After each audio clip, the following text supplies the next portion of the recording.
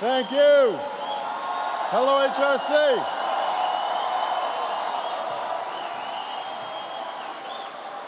Thank you so much. Thank you. Thank you very much. Thank you. Thank you so much. Thank you, everybody. Thank you. Please, please have a seat. Thank you. Thank you so much. It is great to be back. I see a lot of friends in the house. I appreciate the chance to join you tonight. I also took a trip out to California last week where I held some productive bilateral talks with your leader, Lady Gaga.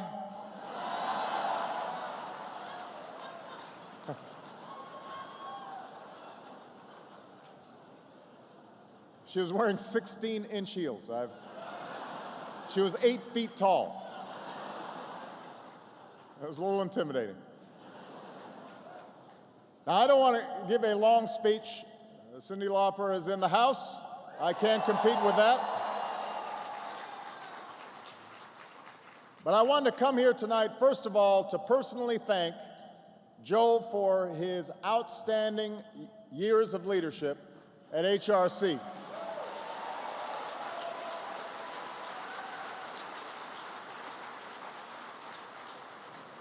What he has accomplished at the helm of this organization has been remarkable. And I want to thank all of you for the support that you've shown this organization and for your commitment to a simple idea. Every single American, gay, straight, lesbian, bisexual, transgender, every single American deserves to be treated equally in the eyes of the law and in the eyes of our society. It's a pretty simple proposition.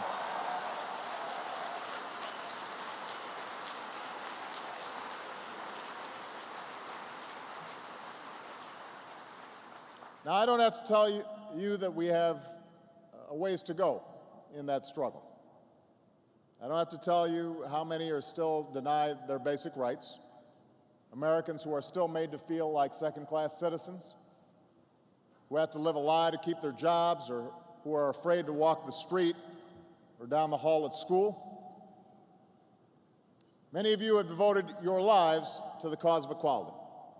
So you know what we have to do. We've got more work ahead of us. But we can also be proud of the progress we've made these past 2.5 years. Think about it.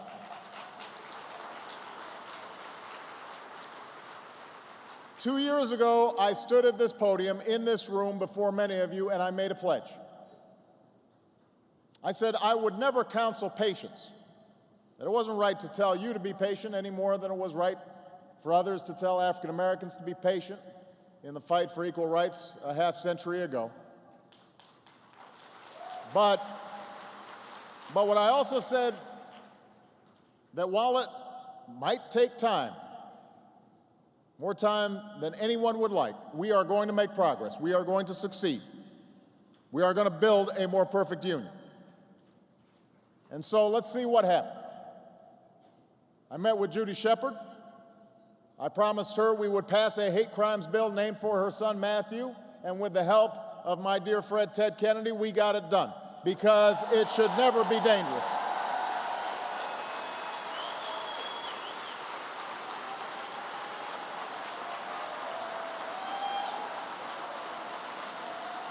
You should never have to look over your shoulder to be gay in the United States of America.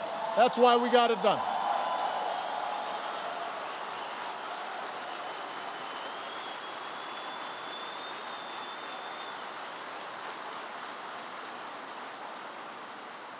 I met with Janice Langman, who was barred from the bedside of the woman she loved as she lay dying. And I told her that we were going to put a stop to this discrimination. And you know what? We got it done. I issued an order so that any hospital in America that accepts Medicare or Medicaid, and that means just about every hospital, has to treat gay partners just as they do straight partners, because nobody should have to produce a legal contract to hold the hand of the person that they love. We got that done.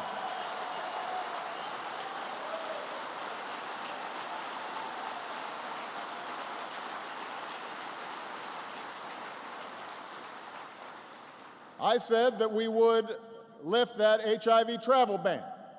We got that done. We put in place the first comprehensive national strategy to fight HIV/AIDS. Many questioned whether we'd succeed in repealing Don't Ask, Don't Tell. And yes, it took 2 years to get the repeal through Congress. We had to hold a coalition together. We had to keep up the pressure. We took some flack along the way. But with the help of HRC, we got it done. And Don't Ask, Don't Tell is history. And all over the world, there are men and women serving this country just as they always have, with honor and courage and discipline and valor. We got it done.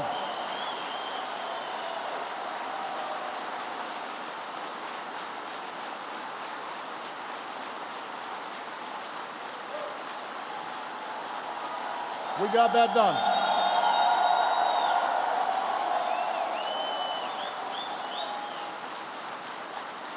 All around the world, you've got gays and lesbians who are serving, and the only difference is now they can put up a family photo.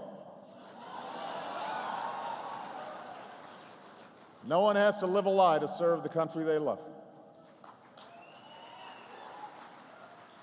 I vowed to keep up the fight against the so-called Defense of Marriage Act. There's a bill to repeal this discriminatory law in Congress, and I want to see that passed. But until we reach that day, my administration is no longer defending DOMA in the courts. I believe the law runs counter to the Constitution, and it's time for it to end once and for all. It should join Don't Ask, Don't Tell in the history books.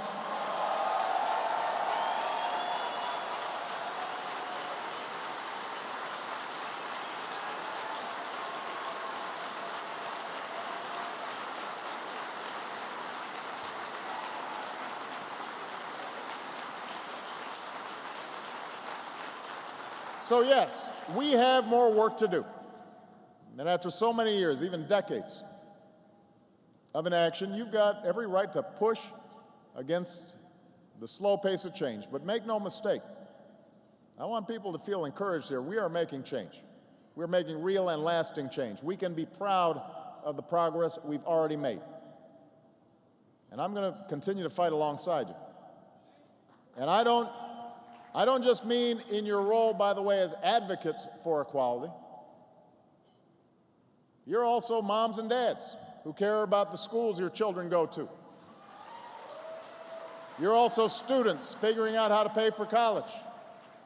You're also folks who are worried about the economy and whether or not your partner or husband or wife will be able to find a job. And you're Americans who want this country to succeed and prosper, and who are tired of the gridlock and the vicious partisanship and are sick of the Washington games. Those are your fights too, HRC.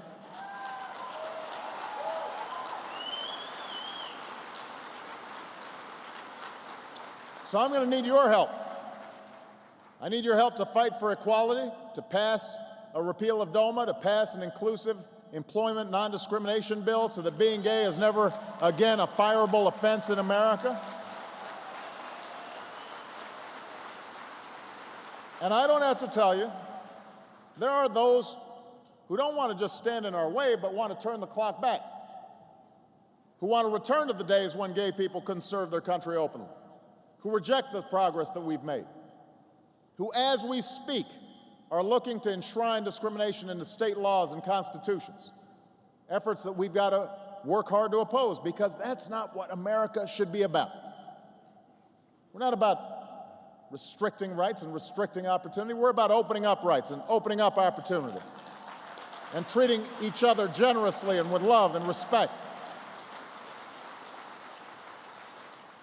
And together we also have to keep sending a message to every young person in this country who might feel alone or afraid because they're gay or transgender, maybe getting picked on or pushed around because they're different.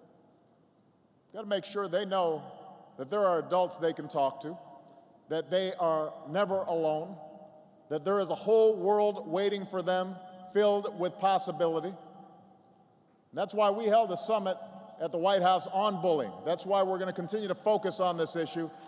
It isn't just kids being kids. It's wrong, it's destructive, it's never acceptable, and I want all those kids to know that the President and the First Lady is standing right by them every inch of the way. I want them to know that we love them and care about them, and they're not by themselves. That's what I want them to know.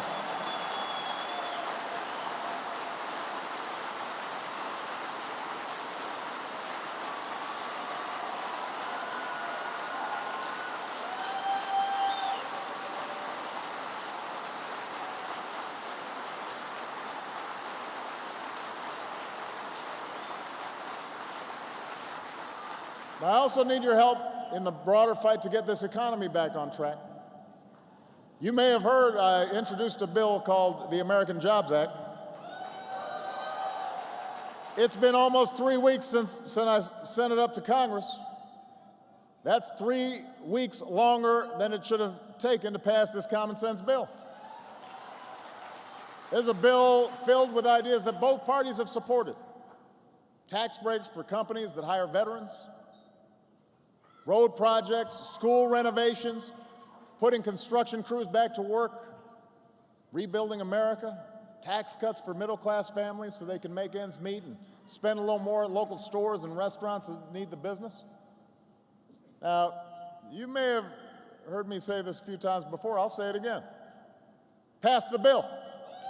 Enough gridlock, enough delay, enough politics. Pass this bill. Put this country back to work. HRC, you know how Congress works. I'm counting on you to have my back. Go out there and get them to pass this bill.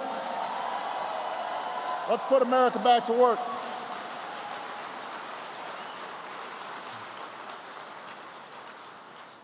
Now, ultimately, these debates we're having are about more than just politics.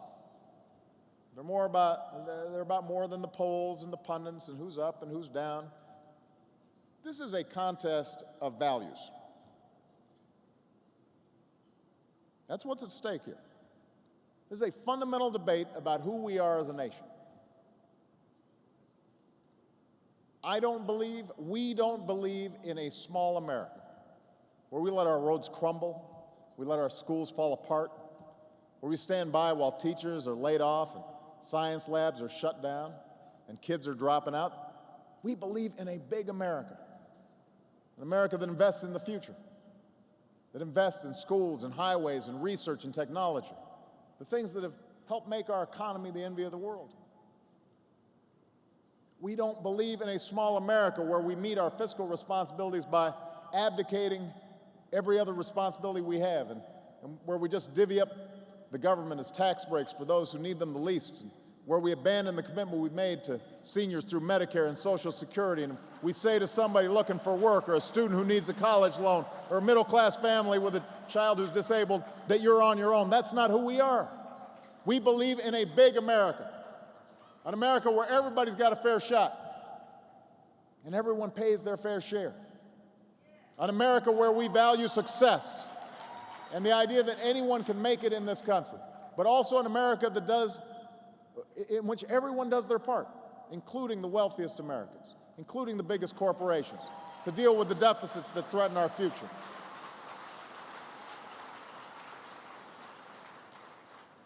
We don't believe in a small America. We don't believe in the kind of smallness that says it's okay for a stage full of political leaders, one of whom could end up being the President of the United States, being silent when an American soldier is booed. We don't believe in that. We don't believe in standing silent when that happens. We don't believe in them being silent cents. You want to be commander-in-chief? You can start by standing up for the men and women who wear the uniform of the United States, even when it's not politically convenient.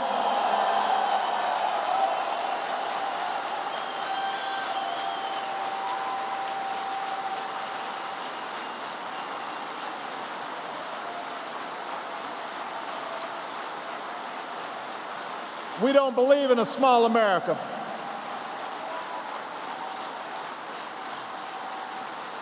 We believe in a big America, a tolerant America, a just America, an equal America that values the service of every patriot. We believe in America where we're all in it together, and we see the good in one another. And we live up to a creed that is as old as our founding, e pluribus unum, out of many one, and that includes everybody. That's what we believe.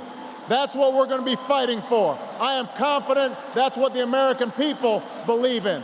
I'm confident because of the changes we've achieved these past 2.5 years, the progress that some folks said was impossible.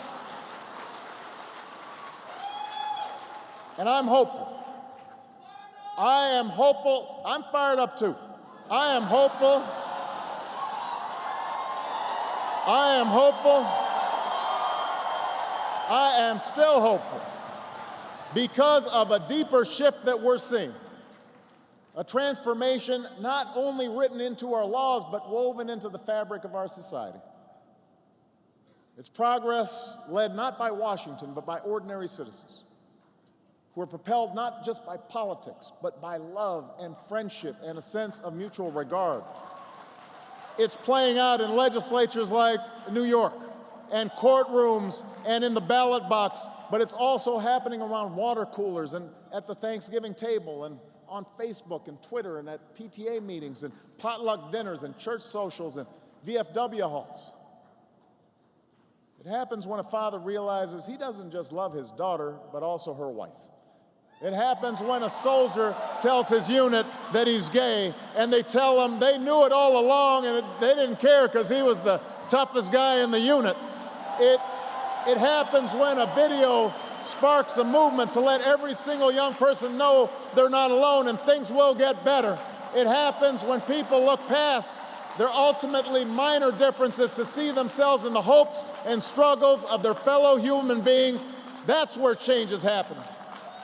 And that's not just the story of the gay rights movement, that's the story of America. The slow, inexorable march towards a more perfect union. You are contributing to that story. And I'm confident we can continue to write another chapter together. Thank you very much, everybody. God bless you.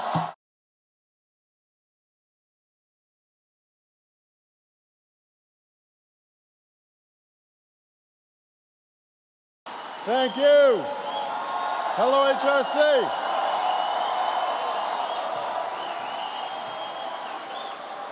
Thank you so much. Thank you. Thank you very much. Thank you. Thank you so much. Thank you, everybody. Thank you. Please, please have a seat. Thank you. Thank you so much. It is great to be back. And I want to thank all of you for the support that you've shown this organization and for your commitment to a simple idea. Every single American, gay, straight, lesbian, bisexual, transgender, every single American deserves to be treated equally in the eyes of the law and in the eyes of our society. It's a pretty simple proposition.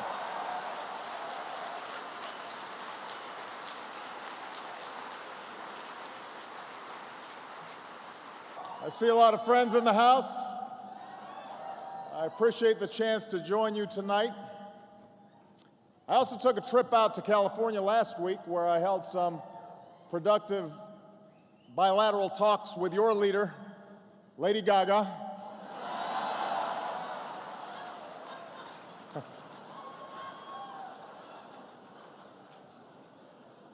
She was wearing 16-inch heels. She was 8 feet tall. It was a little intimidating. Now, I don't want to give a long speech.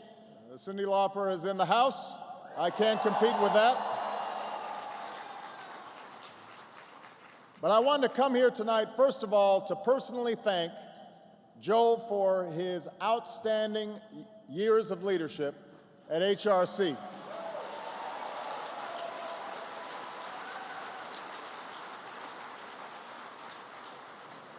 What he has accomplished at the helm of this organization has been remarkable.